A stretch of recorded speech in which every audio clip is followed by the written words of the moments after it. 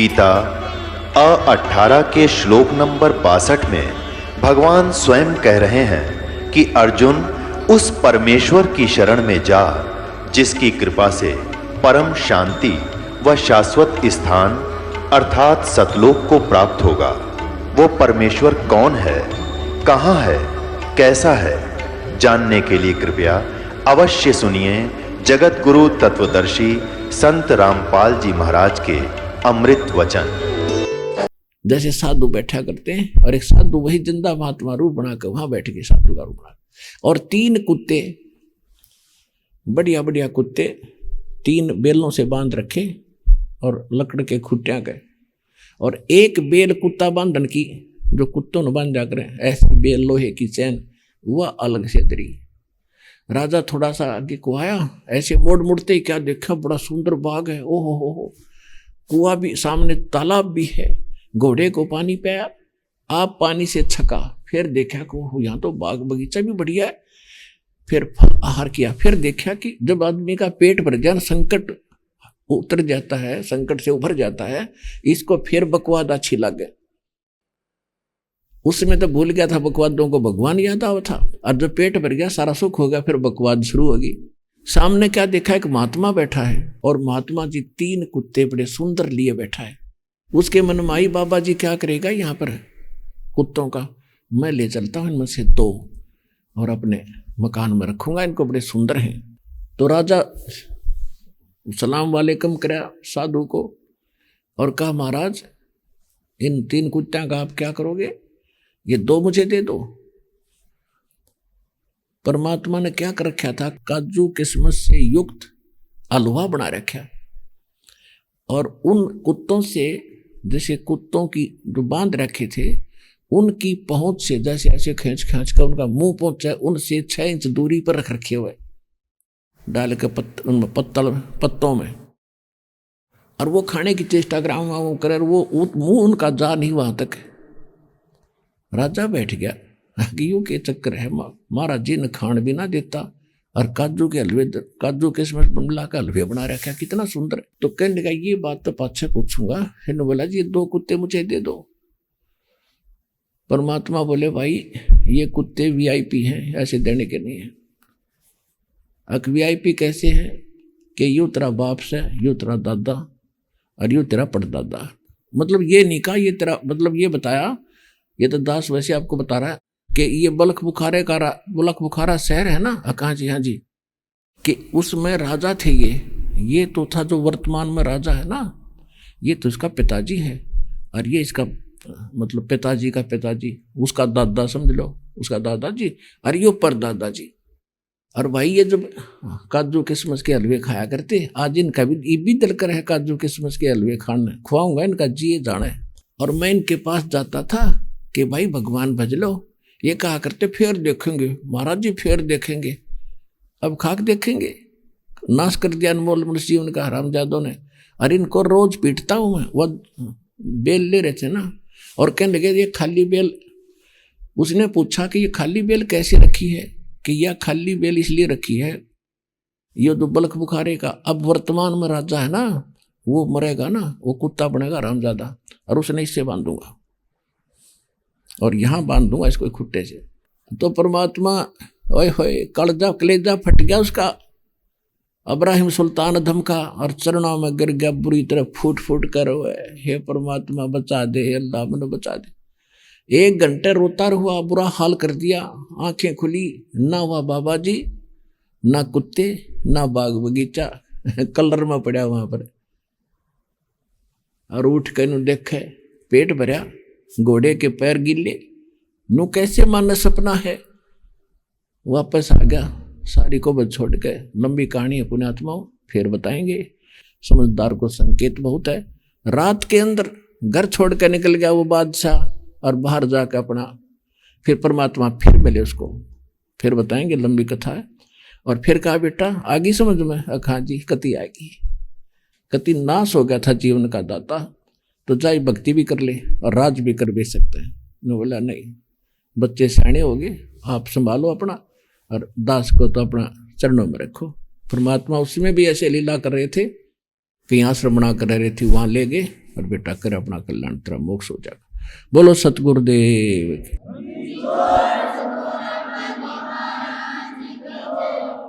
जो जन हमारी शरण है ताका हूँ मैं दास, और गेल गेल लाग्या फिरूं जब तक धरती आकाश।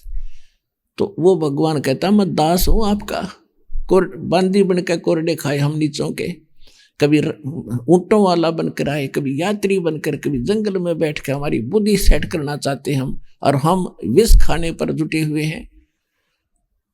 पुण्यात्मा आंखें खोल लो, ये समय बर्बाद करने का नहीं है। अनमोल मनुष्य जीवन आपका नष्ट हो जाता रहा, अब इसको सफल करो और परमात्मा की भक्ति करो, और दास के इन विचारों को जन जन तक पहुंचाओ। ये दास आपको एक सुखद जमाना देगा, सारा संसार सुखी होगा।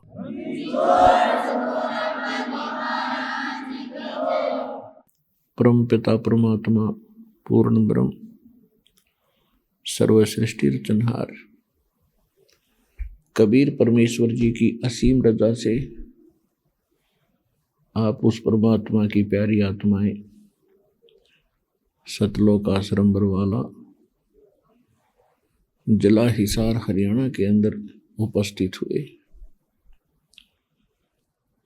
धन्य है आपकी किस्मत, धन्य है आपके माता पिता जिनसे जन्म हुआ। आपको ऐसे समय में मानव शरीर प्राप्त हुआ जिसमें इस मनुष्य जीवन का उद्देश्य पूरा होगा। अभी तक हम जितने जीवन जिए थे, जितने भी मनुष्य जीवन हमें प्राप्त हुए पहले, वो तो हमने ऐसे कर्म करके व्यर्थ कर दिए जैसे पशु पक्षी किया करते। उन्हीं की जैसी हमारी भावनाएं थी, एक दूसरे को छीन कर अपना पेट भर लेना। तगड़ा गरीब को सताता है, अपने बच्चों को, अपने परिवार को सुखी रखने के लिए हम दूसरों को ना जाने कितनी हानि कर देते थे। तो वो जीवन तो हमारा पशु पक्षियों जैसा था। जिस दिन सतगुरु भेंटिया वो दिन लिखे जाने, शेष समय गवा दिया बिना रे गुरु के नाम। कि जिस दिन आपको सतगुरु मिल गए, आपको दीक्षा प्राप्त हुई, ये आपका जन्म है।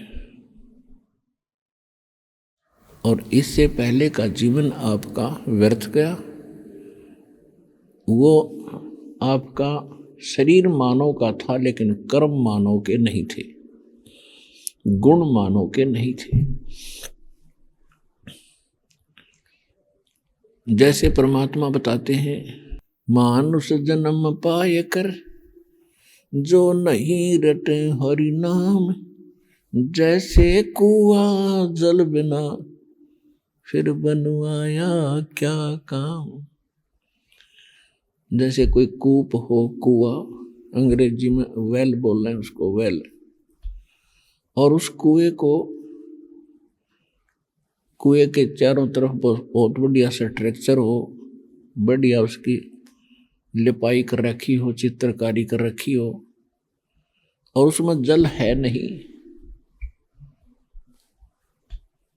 तो उसका नाम कूप अवश्य है, लेकिन गुण कूप के नहीं है। कूप माने कुआ। इसी प्रकार जब तक हम सतगुरु ग्रहण नहीं करते, सतगुरु से उपदेश नहीं लेते, और हमें मनुष्य के जीवन के कर्मों का पता नहीं लगता, तब तक हमारे अंदर मनुष्य वाले गुण भी प्रारंभ नहीं होते। तो इसलिए कहा है कि जिस दिन सतगुरु मिल गए वो दिन लेखे जान, और बाकी समय व्यर्थ गया बिना गुरु के नाम। तो आज आप वो सौभाग्यशाली प्राणी हो जिनको मानव शरीर मिला और सतगुरु मिले। पुण्यात्माओं, आप इस अध्यात्म मार्ग से घनी दूर चले गए, क्योंकि हमें बचपन से ही कोई ज्ञान देने वाला नहीं मिला। हमें बचपन से अध्यात्म ज्ञान क्या मिला, जैसे माता पिता मंदिर जाते थे हम भी चले जाते थे, कहीं देवी धाम पर जाते थे हम भी मत्था टेक आते थे, हमें साथ ले जाते थे। तो हमने बस इतना ऐसा ज्ञान रह गया था। और फिर कोई साधु संत होते थे, ये भी परमात्मा स्वयं आते रहे हैं, बड़े दयालु हैं। आप जी को परमात्मा की इस लीला का पता नहीं, अब धीरे धीरे पता होगा, क्योंकि ज्ञान से ही जानकारी होती है। यहां पर दो शक्तियों का काम अपने समांतर चलता रहता है। एक तो जो यहाँ का भगवान है 21 ब्रह्मांड का, जिसको सरपुरुष गीता अध्याय नंबर 15 के श्लोक नंबर 16 में दो पुरुष बताए हैं, सरपुरुष और अक्षर पुरुष। तो हम सरपुरुष के लोक में रह रहे हैं, और अक्षर पुरुष हमारे लिए इसलिए अनिवार्य है क्योंकि इसके लोक से होकर हमने सतलोक जाना है। उसका केवल हमारा इतना ही लिंक है कि इसके क्षेत्र को जो पार करेंगे हमने इसका किराया देना पड़ेगा। उसके लिए इसकी कमाई हम पहले यहीं से जोड़ कर चलेंगे और उसको वहां पकड़ा देंगे। और सरपुरुष और अक्षर पुरुष, और गीता अध्याय नंबर 15 के 16 और 17 में 3 पुरुष हैं, 3 प्रभु हैं, 3 स्वामी। सरपुरुष ये ब्रह्म है, अक्षर पुरुष ये पर ब्रह्म है, पर माने सेकंड है, दूसरा, एक दादा एक परदादा ऐसे। और एक है पार ब्रह्म, जो संतों की वाणी में पार ब्रह्म है वो पूर्ण परमात्मा है, उसको परम अक्षर ब्रह्म कहा है गीता जी में। और संतों की वाणी में उसे परमेश्वर, सत्य पुरुष, अमर पुरुष, आदि पुरुष इन नामों से जाना जाता है। सरपुरुष जो है ये काल है, जो निरंजन है, 21 ब्रह्मांड का स्वामी है। और हम अपनी नालायकी से, अपनी गलती से हम इसके लोक में आ गए, और हम सतलोक में रहा करते थे सभी, और हमारे पास घना धन था। हम बहुत बड़े सेठ के, साहूकार के, धनी के पुत्र पुत्री थी, हमारे पास भक्ति धन घना था। और हम इस कंगाल के साथ, इसकी साथ लटक कर आगे, इसकी इस ब्रह्मांड में बैठ के इसने पहले तो हमें लूटा, ऊपर स्वर्ग बनाया। स्वर्ग इज ए होटल, ये स्वर्ग जो है, जो हेवन कहा जाता है यहाँ का, ये एक होटल है। और उसके ऊपर इसने अपना चार्ज लगा दिया। जो खर्चा है, जो वहाँ खाना पीना है, वो आपकी पुण्य कमाई से, उसका भी अपने हिसाब से रेट लगाता है ये। और उसके अतिरिक्त आपका जितना फिक्स डिपॉजिट यहाँ आपने कराया इसके पास आकर अपने पुनों का, उसका 25% ये स्वयं यूज करता है, अपने खाते में रखता है, जिस कारण से ये यहाँ अपना 21 ब्रह्मांड का ढमढमा चला रहा है। तो ये हम इसके साथ आगे अपनी गलती से अपने परम पिता ने छोड़ गए। आपको सृष्टि रचना के अंदर इसकी जानकारी खूब होगी। और तकरीबन जो भक्त यहाँ आए हैं वो इस ज्ञान से कुछ ना कुछ परिचित होकर ही आते हैं। वैसे तो इसी कड़वी कुनीन है, पहली बार तो जीभ पे भी ना रखी जा, क्योंकि शुरू में कोई नू कहे किसी हिंदू भक्त को कि ब्रह्मा विष्णु महेश नासवान है, इनकी माता, इनकी मृत्यु होती है, इनके माता पिता हैं, तो वो मनमाना सर फोड़ दे, बढ़ाने कम्मा सा होता है। और जो भगत टाइप होगा इन्हों कहा क्यों झूठ बोल रहा है, रहने दे बस। तो हम इन परिस्थितियों से गुजरे हैं, तभी आपको बता रहे हैं कि ऐसा हमने सामना करना पड़ा है। तो जो यहाँ आए हैं वो कुछ ना कुछ इस ज्ञान से परिचित हैं, संतुष्ट हैं। तो इस प्रकार जो सृष्टि रचना में आपने सुना है कि हम अपनी गलती से इसके साथ आगे, सब इच्छा से, और अब हम सब इच्छा से ही जाएंगे तो वहाँ एक्सेप्टेड होंगे, अन्यथा एक्सेप्टेड नहीं होंगे, स्वीकार नहीं होंगे। और जितने हम धन लेकर आए थे उतना धन साथ ले जाना पड़ेगा वापस, भक्ति धन, तभी हमारी वहां वैल्यू होगी। अपने आत्मा उस धन की को जोड़ने के लिए परमात्मा ने दया करी, हमारे को ऐसी मजदूरी दे दी जिसकी थोड़ी सी दिहाड़ी में थोड़ी मजदूरी में घड़ा जो बहुत ही ज़्यादा हमें उसका मेहनताना मिलता है।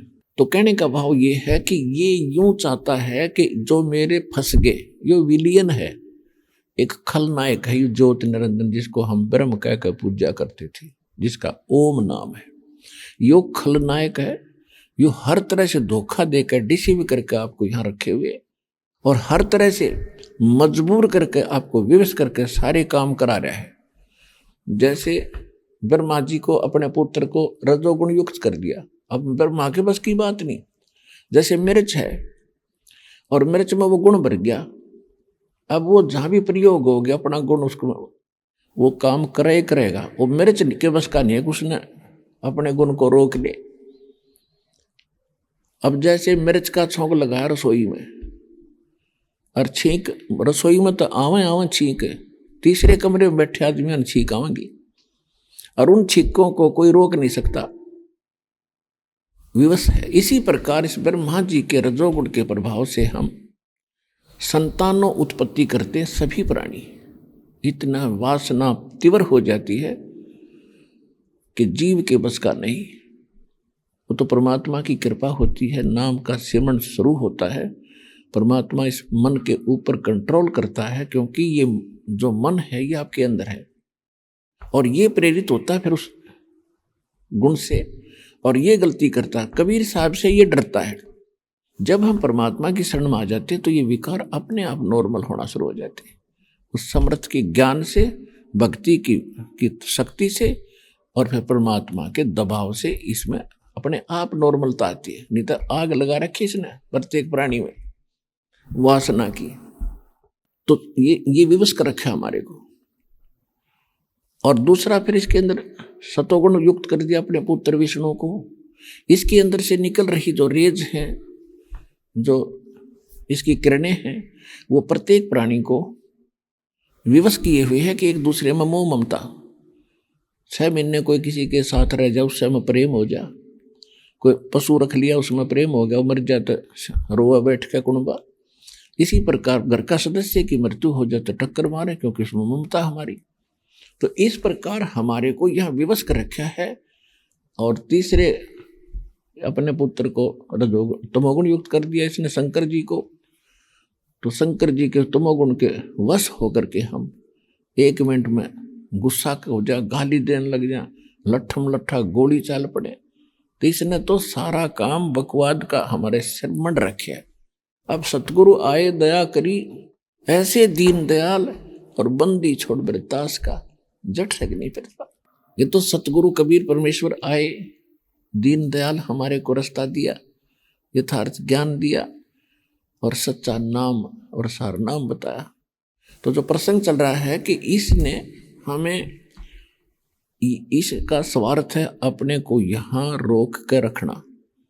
और आत्मा का स्वभाव है भगवान बिना ये रह नहीं सकती।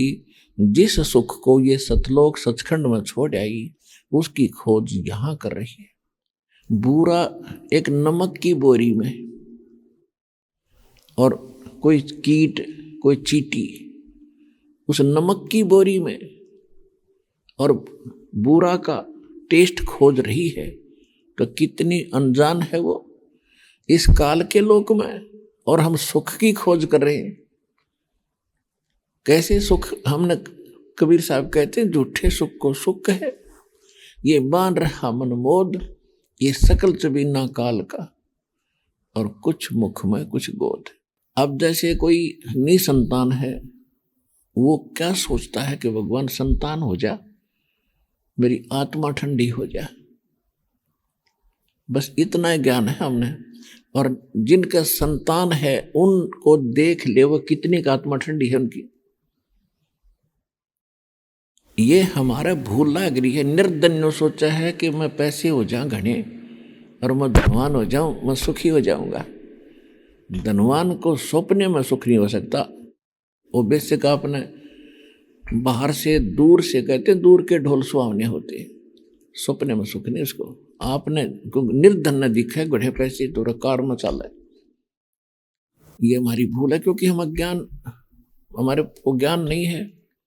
इसी प्रकार रोगी है न सोचा मैं स्वस्थ हो जाऊं तभी सुखी हो जाऊंगा।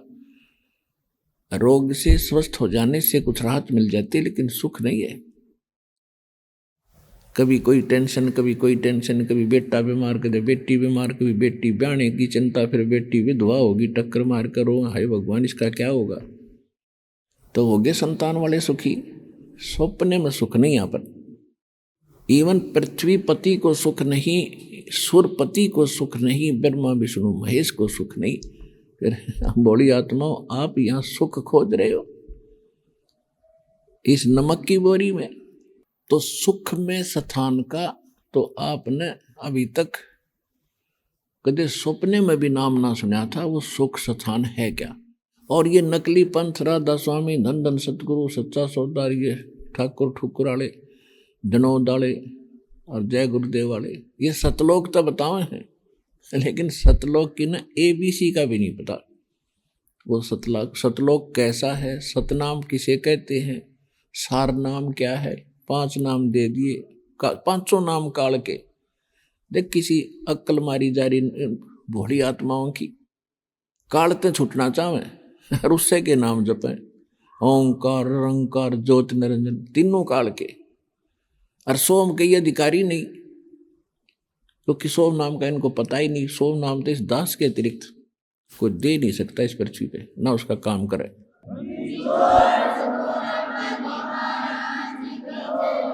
और सतनाम, सतनाम कोई मंत्र नहीं, सतनाम तो 2 अक्षर का बनता है, सच्चा नाम। कबीर परमात्मा ने कहा है कि सो हम शब्द हम जग में लाए और सार शब्द हमने गुप्त छुपाए। परमेश्वर के आने, कलयुग में परमेश्वर के आने से पहले ही सोहम नाम किसी भी सदग्रंथ में आपको नहीं पाओगे, ना गीता में, ना वेदों में, ना पुराणों में।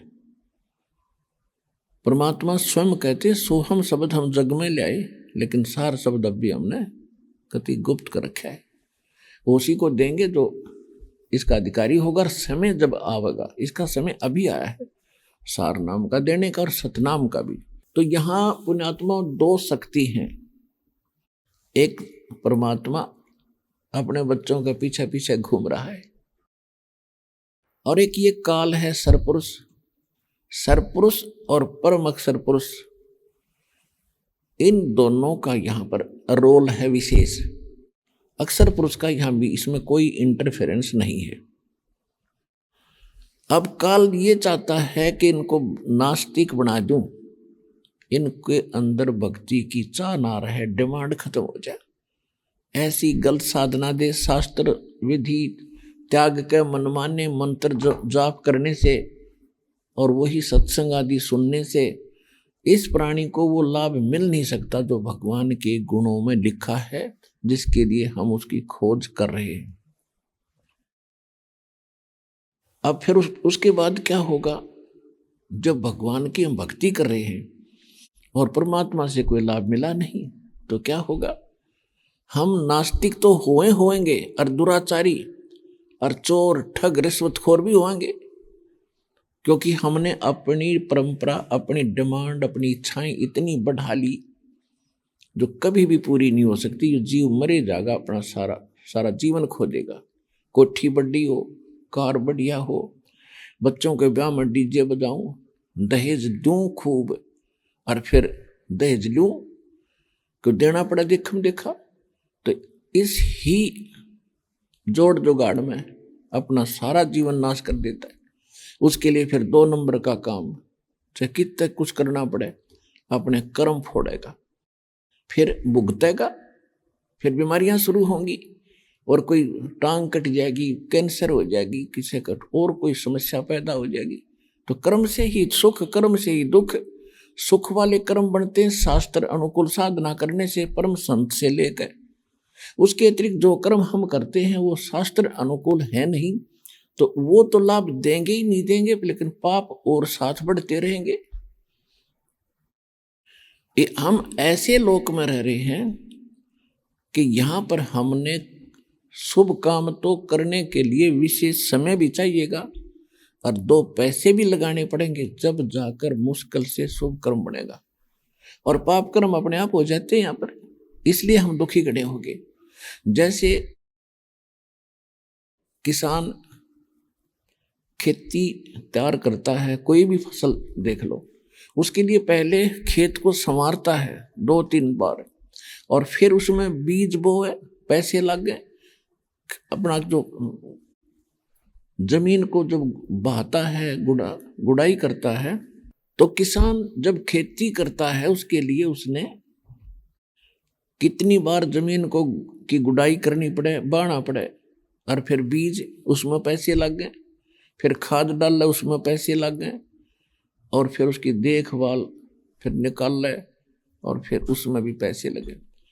तो कणक तो पैदा होगी न्यू, पैसे भी लग गए, समय भी लगेगा, जब जाकर 2 दाने आपको प्राप्त होंगे।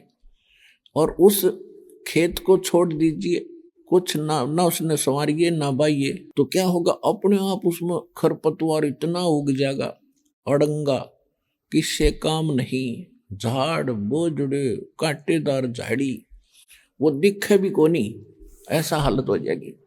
तो ये हम ऐसे लोक में रह रहे हैं। हमने शुभ कर्म करने के लिए तो विशेष व्यवस्था बनानी पड़ेगी, संत खोजना पड़ेगा, संत जी से उपदेश लेना पड़ेगा, और फिर उसके बताए अनुसार हमने सारे ही वो क्रियाक्रम करनी पड़ेंगी जो भक्ति मार्ग के लिए अनिवार्य है। उसके लिए अपने समय भी निकालना पड़ेगा, यहाँ आने के लिए, सत्संग सुनने के लिए। फिर अपने सेवा भी करनी पड़ेगी, आपने 2 पैसे दान भी करने पड़ेंगे, क्योंकि दान बिना जीव का उबारा नहीं हो सकता। धर्म का नाश होता नहीं, चविन से 3 लोग, और खैर आए तुम्हें खैर है कीजिए आत्मभोग। तो कहने का भाव ये है कि यहाँ हम ऐसे लोक में रह रहे हैं, यहाँ पर पाप तो अपने आप होंगे, और पुण्य करने के लिए आपने विशेष व्यवस्था 2 पैसे भी लगाने पड़ेंगे जब पुण्य होगा। तो इसी प्रकार हम साधना ठीक ना करने से, शास्त्र अनुकूल साधना ना मिलने से, तो हमारे अंदर वो झाड़ बोझ खरपतवार बुराइयां तो अपने आप कति भर गेट तगड़े हम आखिर तक हो गए। और जितने संत महात्मा हमें मिले, उन महापुरुषों को छोड़कर जिनको भगवान मिले, जिनका 10 बार शुभ नाम बताता आपको, अन्य किसी के पास भी सत साधना नहीं थी। और परमात्मा स्वयं आते हैं, प्रत्येक युग में एक लीला करते हैं, और वो सत भक्ति प्रारंभ करते हैं, लेकिन कुछ मानते हैं कुछ नहीं मानते हैं। फिर भी वो ऐसे दयालु हैं, क्योंकि अब तो वर्तमान में तो बहुत ज़्यादा कुछ परिवर्तन घना हो गया कि 1 मिनट में तो सारी पृथ्वी की खबर ले ले, कौन आदमी कहाँ बैठा है। आज से 500 वर्ष पहले, 700 वर्ष पहले, 1000 वर्ष पहले, 2000, 4000 वर्ष पहले आपस में इतना कम्युनिकेशन नहीं था, और परमात्मा कहीं भी आकर एक साधु रूप बना के किसी नगर में बैठ जाते, बाहर बैठ जंगल में, सरोवर के किनारे। अब संत ये बात, इसको सबको ये मालूम है कि परमात्मा संतों के पास ही मिलेगा, उनके बताई विधि से ही लाभ होगा। तो संतों की खोज में हम घूमते रहते हैं, तो परमात्मा वहाँ जाते हैं, परमात्मा के पास जाते भी साधु आ रहे हैं, बड़े अच्छे साधु हैं, गांव का दोनों लाइन लग जाती है। तो वो परमात्मा आते, अपने बच्चों का आशीर्वाद देते, तो शेष हो जाते, उनको दीक्षा देते प्रथम मंत्र की, तो उनके पुण्य बनाते कि इनमें भगवान की आस्था बनी रहे। और दूसरा, जो पिछले पुण्य हमारे होते हैं, उनका प्रतिफल भी जब हम विशेष दुखी होते हैं और परमात्मा की तड़फ करते हैं, तो वो परमात्मा हमें वही आकर के लाभ देता है। भले ही हम किसी इष्ट की पूजा करते हैं या किसी गुरु, कोई गुरु भी बना रखा है नकली, तो वो परमात्मा आस्था बनाए रखने के लिए उसी इष्ट के रूप में, कभी उसी गुरु के रूप में आपको दर्शन देकर और आपका कुछ बचाव कर जाते थे, करते रहे, जिस कारण से आज तक भगवान में आस्था बनी रही। और युग काल ये चाहता है कि सारी गलत साधना करें, इनके कर्म जहाँ फूटे और ये भक्ति से दूर हो जा, नास्तिक हो जा, फिर न कोई भक्ति पर लावणिया से भगवान आ जाए इनका तो भी ना लगे। इसने क्या कर दिया, जैसे पूरा चीन नास्तिक हो गया। महात्मा बुद्ध का पुजारी था पूरा चीन। और पहले क्या होता था कि हमारे पूर्वज पुण्यात्मा थे सभी के, और उनके पुण्य पिछले उनके साथ थे। वो चाहे जाटी पूजा करते, चाहे कोई पत्थर पर माथा टेक करते, या किसी संत की शरण में बैठे थे, उनको जो लाभ तो होते थे उनके पूर्व जन्म के संस्कारों से। और वो न्यू क्रेडिट दिया ही जाता है कि गणेश जी की मूर्ति पर मना फूल चढ़ा दिए, सवा का प्रसाद बांट दिया, घर ने सुख होया पाया। वो होना था वैसे ही, वो ना चढ़ाता तो भी होना था, उसका संस्कार में था वो। ऐसे ही उन संतों की नंबर बने रहे, लेकिन परमात्मा ने इससे कोई लेना देना नहीं था। परमात्मा ये चाहता था कि जो मेरा वायदा हुआ है काल के साथ, वो है 5505 जो वर्ष बीतेगा, काल कलयुग बीतेगा, उसके बाद मैं अपना डूंडा ठाऊंगा।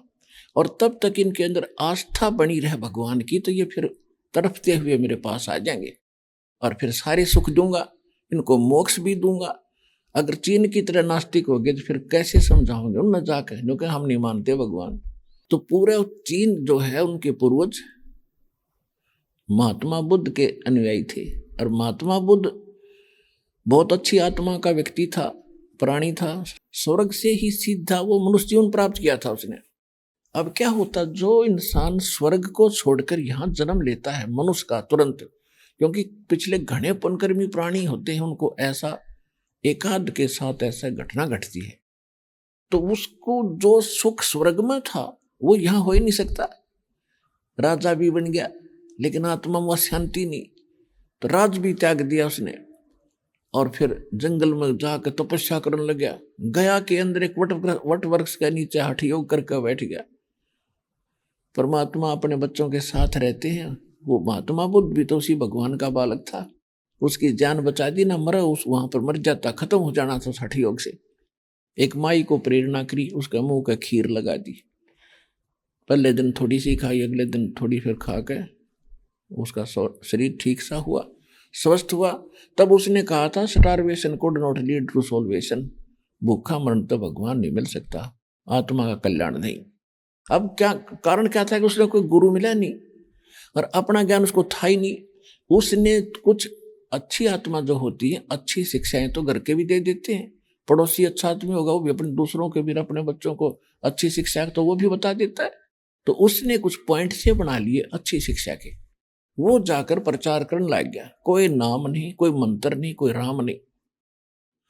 तो इस प्रकार का जो ज्ञान है ये सबको अच्छा लगे। भाई बीड़ी ना पियो, आत्मा ना दुखाइयो, किसी ने तंग ना करियो, अपना लेकर दे दियो, बड़ी अच्छी बात है, आम आदमी स्वीकार करे इसने। तो केवल इतना ही काम नहीं, ये तो एक मनुष्य जीवन का स्वाभाविक क्रम है, ये तो अच्छी बात है, कोई ऐसा प्रचार करता है, लेकिन इस मनुष्य जीवन का कल्याण कैसे होगा ये समाधान उनके पास नहीं था। अब उनके पूर्वजों को जब तक वो उनकी साधना पूजा जैसे भी बताया करते थे, करते रहे, कोई छोटा मोटा मंत्र जंत्र, जैसे कोई गीता का श्लोक ले लिया, ये अपने आप ही वो किया करते थे। महात्मा बुद्ध की तरफ से कोई साधना उनको नहीं बताई गई थी। तो इस प्रकार से हम वो पूरे नास्तिक हो गए, रूस नास्तिक हो गया। अरे नंबर भारत का था जहां भगवान के बच्चों का विशेष गढ़ है, जहां विशेष आत्मा प्यारी परमात्मा की शुभ कर्मी संस्कारी पहले से ही इस क्षेत्र में रहे हैं। वैसे हमारा किसी ये देश तो हमने आप बना लिए। पहले भारत कितना बड़ा था, पूर्वी पश्चिमी पाकिस्तान, अफगानिस्तान, बलूचिस्तान और तुर्की तक, इराक, ईरान तक, गजनीव तक, ये सारा भारत था। अब हमने यह सीमा खींच ली, हमारा यू भारत हो गया। नहीं, पूरी पृथ्वी परमात्मा की है, पूरी पृथ्वी पर परमात्मा के बच्चे हैं। हमने एक दूसरे के साथ बड़े प्यार से रहना चाहिए। जब ज्ञान आपको होगा, काल हमें बांट के, हमें मजहबों में बांटा, हमें सीमाएं बनाकर लड़ा लड़ा कर मार रहा है। हमने कुछ सोचना पड़ेगा, कितने दिन के लिए रहोगे आप। आज एक सैनिक हिंदुस्तान में और पाकिस्तान के साथ मरने मारने को खड़ा कि ये मेरा देश है, और उस बच्चे की मृत्यु हो जाएगी जो बड़ा होकर के वो मनमान पाकिस्तान में जन्म हो जाए, क्योंकि हम पहले इकट्ठे ही तो थे, संस्कार मिले जुले। और फिर सैनिक हो गया तो हिंदुस्तान का नहीं मुंह कर लिया, अगर की किसने मारूंगा, मेरा पाकिस्तान। तो यह भूल लग रही है अपने।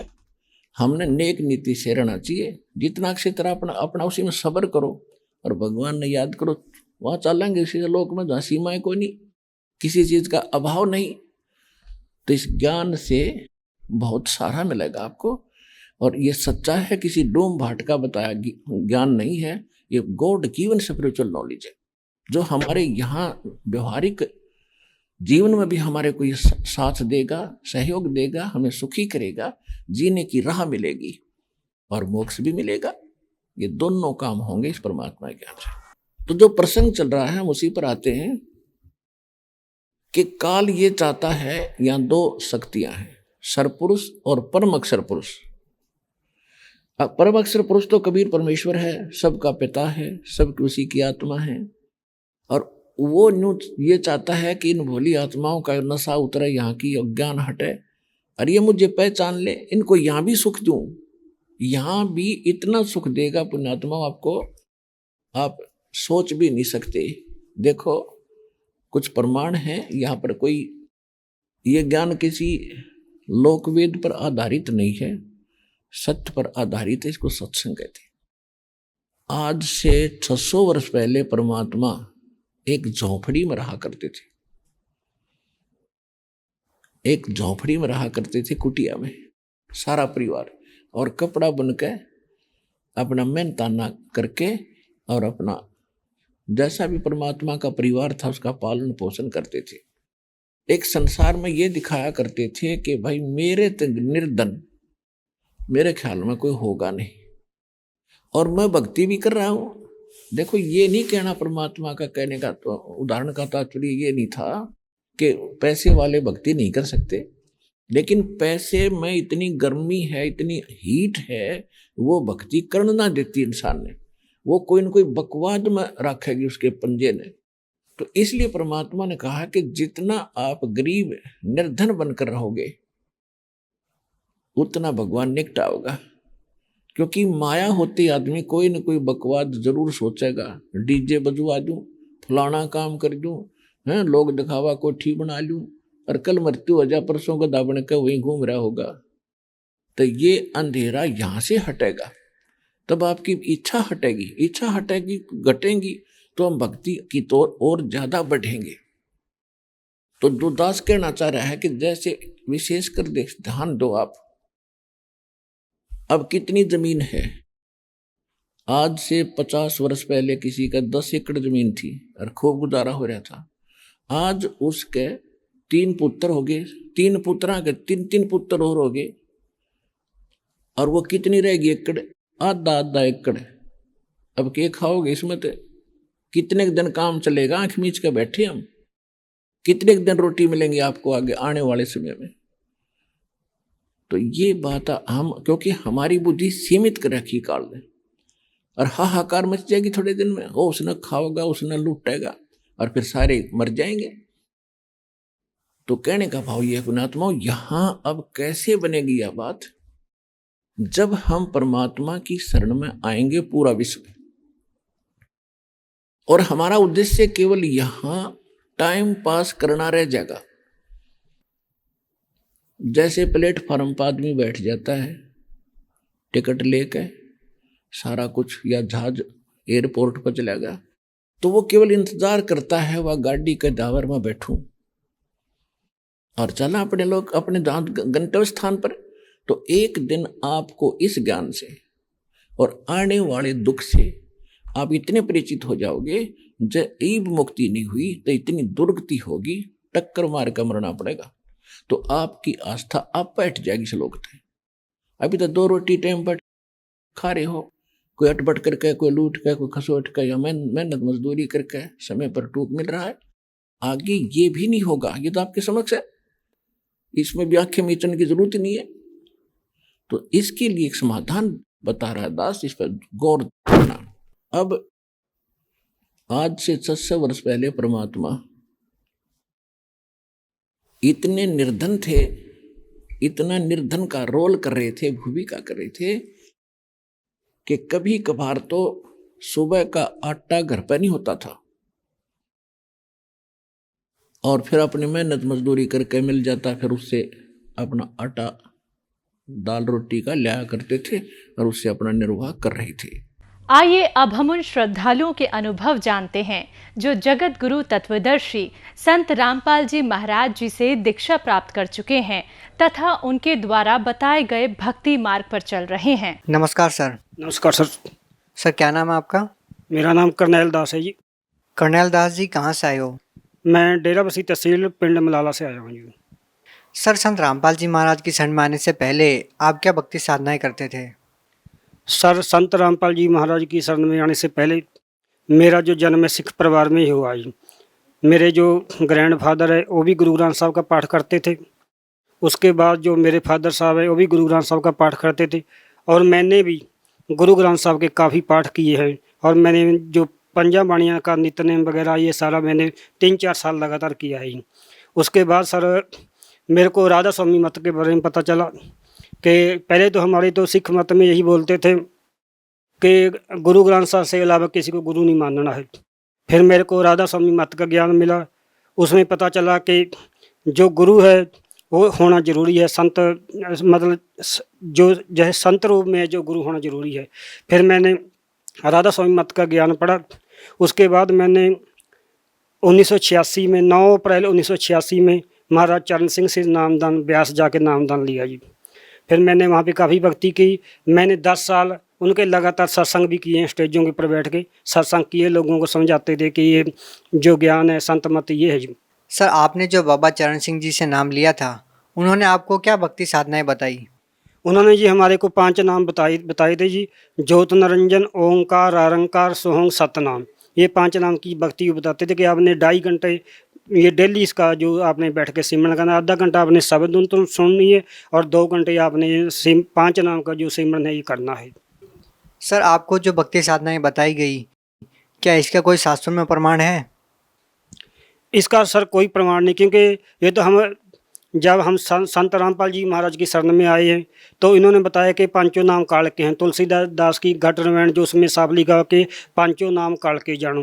फिर कबीर साहब ने भी अपनी वाणी में लिखा है कि 5 शब्द की आशा में सर्वस्व मूल गवाया, कि ये जो 5 नाम है काल के नाम है, ये कोई भक्ति नहीं है जी। सर फिर आप संत रामपाल जी महाराज की शरण में कैसे आए? सर मैं संत रामपाल जी महाराज की शरण में ऐसे आया हूँ, मेरे को ज्ञान गंगा किताब पढ़ने को मिली है जी। ज्ञान गंगा किताब पढ़ के जब मैंने देखा, प्रमाण देखे, सभी कुछ मिलाया, देखा कि असली जो भक्ति है शास्त्रों के अनुसार ये भक्ति है, वो किताब पढ़ने के बाद मेरे को ज्ञान होया और फिर मैंने 28 सितंबर 2014 को संत रामपाल जी महाराज की शरण में जाके बरवाड़ा आश्रम में नामदान लिया जी। सर संत रामपाल जी महाराज से नाम दीक्षा लेने के बाद आपको क्या क्या लाभ मिले? हाँ जी, संत रामपाल जी महाराज की शरण में आने से बाद सबसे पहले को हमारे को ये दृढ़ निश्चय हो गया कि जो जन्म मरण का चक्कर है, ये जो 84 जो लाख जुनों के भुगतने के बाद इंसान का जन्म मिलता है, इस जन्म मरण के चक्कर से छुटकारा पाने के लिए ये जो शास्त्रों के अनुसार भक्ति है, इसी से हम यहाँ से छुटकारा पा सकते हैं। दूसरी बात, मेरे को ये सर एक्सीडेंट हो गया था, मैं ड्यूटी पे जा रहा था। ऐसे हुआ कि जब मेरा एक्सीडेंट होया जी, एक्सीडेंट होने के बाद मेरा मोटरसाइकिल पूरा टूट गया। उसके बाद जैसे ही मेरा एक्सीडेंट होया तो मैं 6-7 फुट ऊपर उठा दिया, ऐसे मतलब 6-7 फुट ऊपर गया हूँ। ऊपर होने के बाद मेरे को ऐसे लगा परमात्मा ने मेरे को ऐसे गोद में उठा के ऐसे सड़क के किनारे लगा दिया, ना मेरा कोई सिर लगा रोड के ऊपर। वहाँ के कम से कम भी 20-50 बंदे इकट्ठे हो गए थे कि बोलते कि बंदे को ये मर जाएगा, बचेगा नहीं है।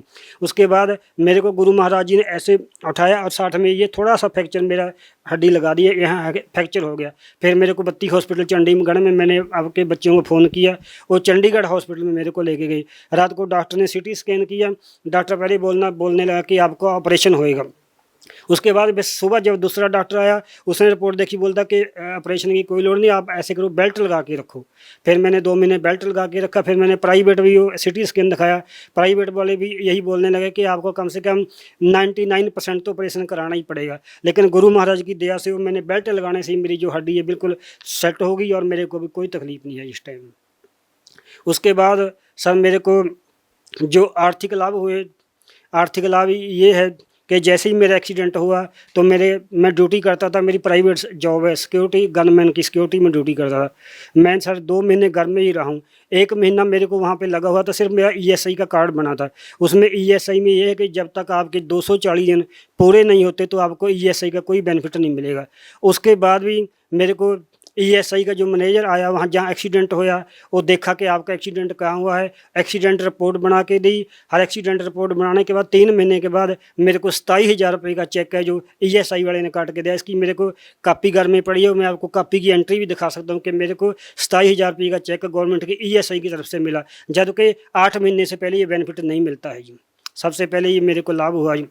उसके बाद दूसरा लाभ मेरे को ये हुआ कि मेरा बच्चा भी, मेरा लड़का है, उसने सिक्योरिटी में 6 महीने काम किया था जी। 6 महीने काम करने के बाद हमारा प्रोविडेंट फंड कटता है।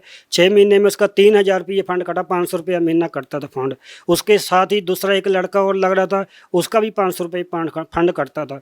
मेरे लड़के ने 6 महीने लगाए, दूसरा जो लड़का था उसने 1.5 साल उसे सिक्योरिटी में लगाया। जब हमने PF का फार्म भरा तो PF में जो मेरे लड़के का PF प्रोविडेंट फंड था वो 29,000 रुपये आया, जबकि 3,000 का डबल 6,000 आना चाहिए था। वो 29,000 रुपये आया, और जो लड़का 1.5 साल काम कर रहा था उसका लड़के का 25,000 रुपये आया। ये भी मेरे पास प्रूफ है और एंट्री है कापी में सब। उसके बाद ये सारी आध्यात्मिक लाभ हुए हैं मेरे को, आर्थिक लाभ जो हुए हैं। सर आप महाराज चरण सिंह जी के आश्रम में गए, वहाँ पे आपने 10-15 साल तक उनकी भक्ति की। फिर आप सतलोक आश्रम बरवाला में संत रामपाल जी महाराज जी के सानिध्य में आए। सर जहाँ से आप पहले जुड़े थे बाबा चरण सिंह जी महाराज से, और सतलोक आश्रम बरवाला की व्यवस्था में आपको क्या भिन्नता नज़र आती है? हाँ, इसमें सर ये भिन्नता है, जब हम राधा स्वामी डेरा ब्यास में जाते थे, सबसे पहले तो वहाँ पे कि ये है कि जो लंगर है वो जो गरीब लोग हैं उनके लिए अलग अलग लंगर है। वहाँ पे जो पैसे बड़े लोग हैं उनके लिए अलग कंटीनें बनी हुई है कि जिसके पास पैसा वो बढ़िया भोजन कर सकता है। जबकि संत महाराज, गुरु महाराज रामपाल जी महाराज जी के आश्रम में ये ऐसा नहीं है। वहाँ पर चाहे कोई गरीब है चाहे कोई अमीर है, सभी एक ही लाइन में बैठ के लंगर चखते हैं। दूसरी बात ये है कि जब हम महाराज चरण सिंह के दर्शनों के लिए जाते थे, वहाँ पे जो VIP बंदे थे उनको कार्ड मिलता था, उनके लिए अलग लाइन लगती थी, और जो आम लोग हैं उनके लिए अलग लाइन लगती थी। जबकि गुरु महाराज संत रामपाल जी महाराज के आश्रम में ऐसा नहीं। वहाँ पे चाहे कोई अमीर आता है चाहे कोई VIP है, सभी लाइन में लग के दर्शन करते हैं। सबसे बड़ी भिन्नता ये हमारे को नज़र आई है उसमें। जैसे हम ब्यास जाते थे, वहाँ हमारे को बिस्तरा भी ले जाना पड़ता था, साबुन तेल भी ले जाना पड़ता था। जैसे ही हम गुरु महाराज के सतलोक आश्रम बरवाला में जाते थे, वहाँ हमारे को बिस्तरा ले जाने की कोई ज़रूरत नहीं पड़ी, ना ही साबुन तेल ले जाने की ज़रूरत पड़ी। वहाँ पे हर एक चीज़ जो फ्री ऑफ कास्ट आश्रम की तरफ से भक्तों को मिलती है। सर आप पंजाब की धरती से बिलोंग करते हैं। सर पंजाब की धरती को गुरुओं की भूमि भी कहा जाता है, और गुरु नानक देव जी ने अपनी वाणियों में गुरु की बहुत महिमा गाई है। और आपने पहले राधा स्वामी पंथ के संत श्री चरण सिंह जी महाराज से नाम दीक्षा ले रखी थी, फिर आप संत रामपाल जी महाराज जी की शरण में आए। सर क्या आपको लगता नहीं कि गुरु बदल के आपने कोई पाप किया? नहीं सर, ऐसा कोई नहीं है, क्योंकि कबीर साहब ने भी अपनी वाणी में लिखा है, जब तक गुरु मिले न साचा, चाहे करो 10 चाहे करो 50।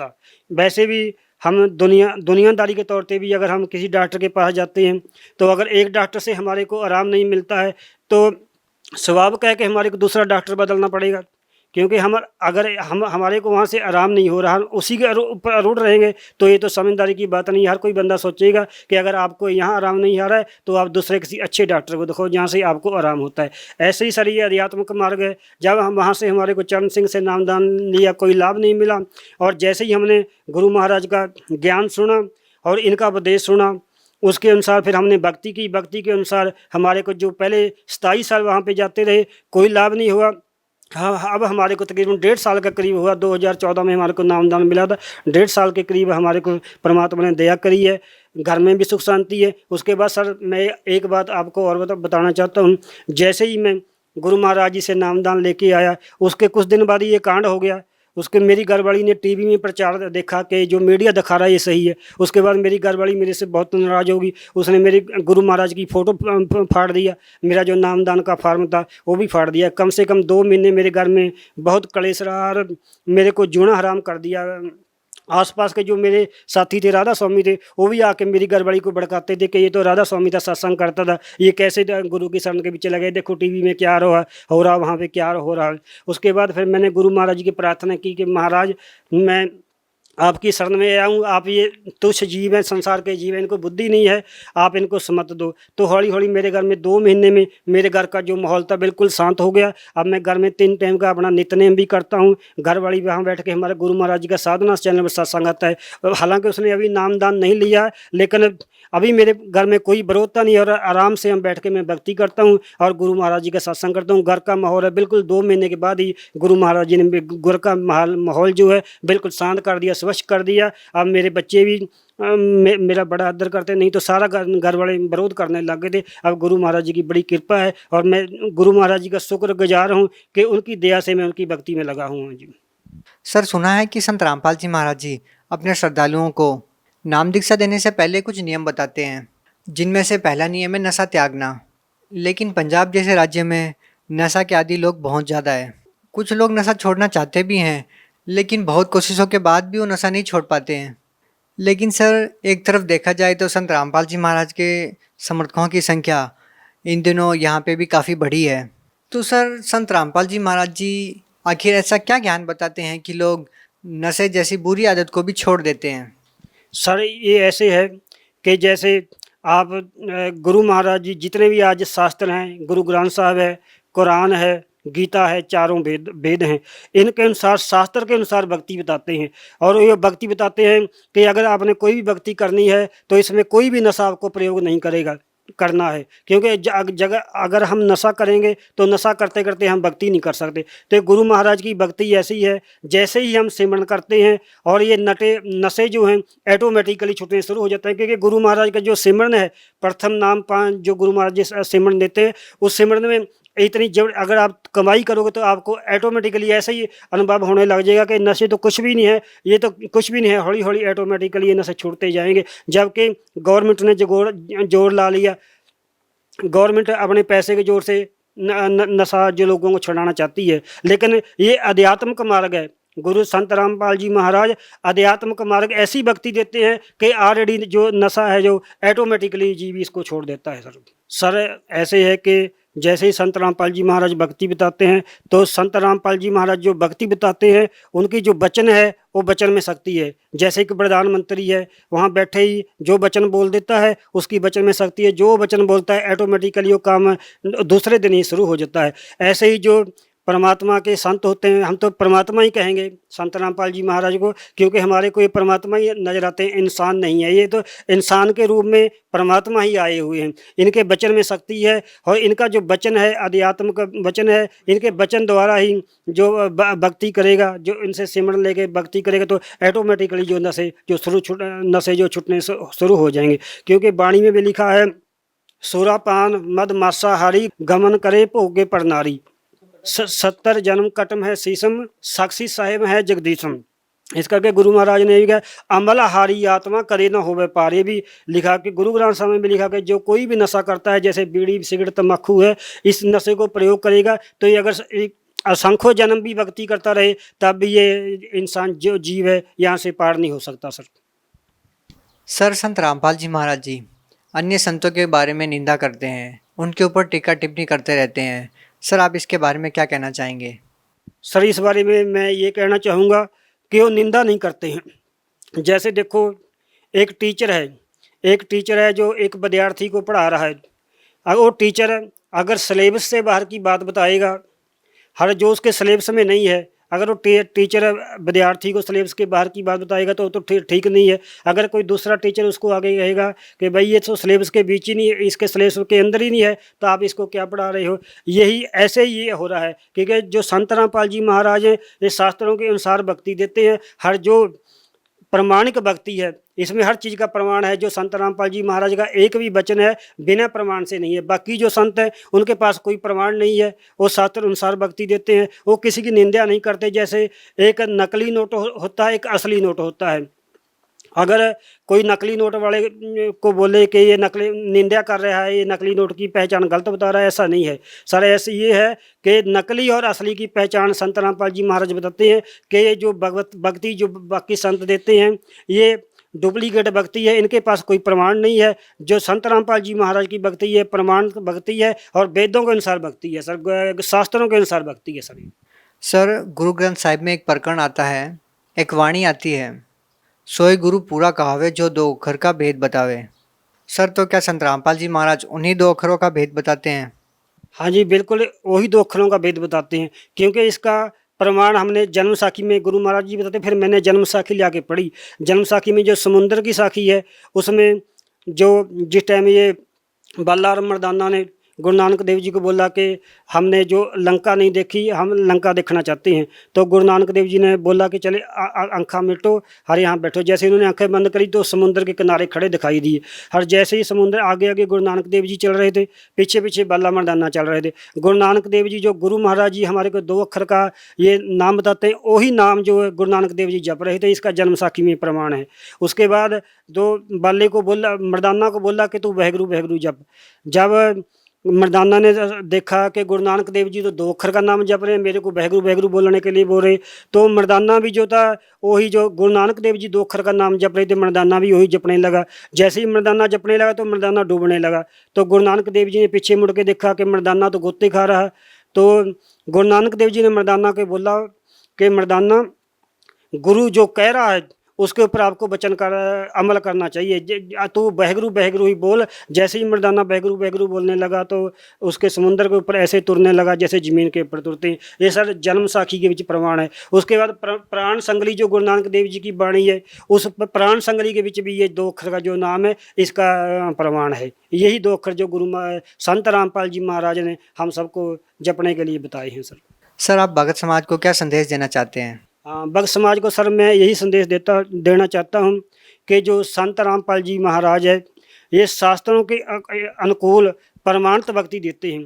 इसलिए मैं सभी को, मेरे जो भाई हैं बहन हैं, खास करके जो राधा स्वामी मत है उसमें जो अभी मेरे बहन भाई फंसे हुए हूँ उनको मैं हाथ जोड़ के बेनती करना चाहता हूँ कि मैं 27 साल वहाँ पे गया हूँ, 27 साल वहाँ पे गया हूँ और 10 साल मैंने उनके सत्संग भी किए हैं। वहाँ पे सर कोई भक्ति नहीं है, काल की भक्ति है। मैं सभी अपने बहन भाई जो राधा स्वामी मत में अभी भी उनसे जुड़े हैं उनसे हाथ जोड़ के बेनती करता हूं कि जैसे मैंने वो 27 साल अपनी ज़िंदगी की बर्बाद कर दी, अब वो मैं 27 साल को पछता रहा हूं कि मेरे जो 27 साल थे बिल्कुल निसफल हो गए, उनका कोई मतलब नहीं था। जैसे भक्ति मैंने करी जैसे नहीं करी, क्योंकि वो भक्ति जो है काल की भक्ति है, काल के नाम है, उनका सभी का प्रमाण है।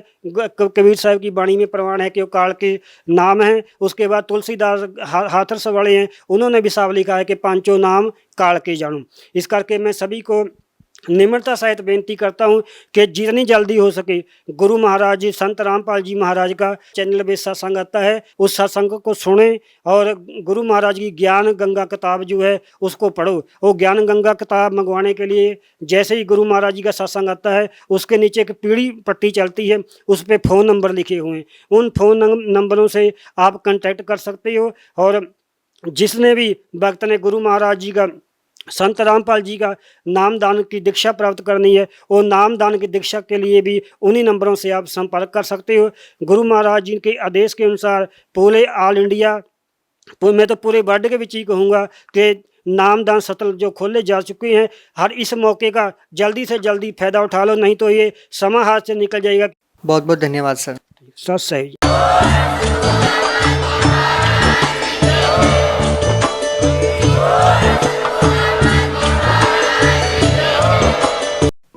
आप सुन रहे थे जगत गुरु तत्वदर्शी संत रामपाल जी महाराज के मंगल प्रवचन। अधिक जानकारी के लिए संपर्क करें।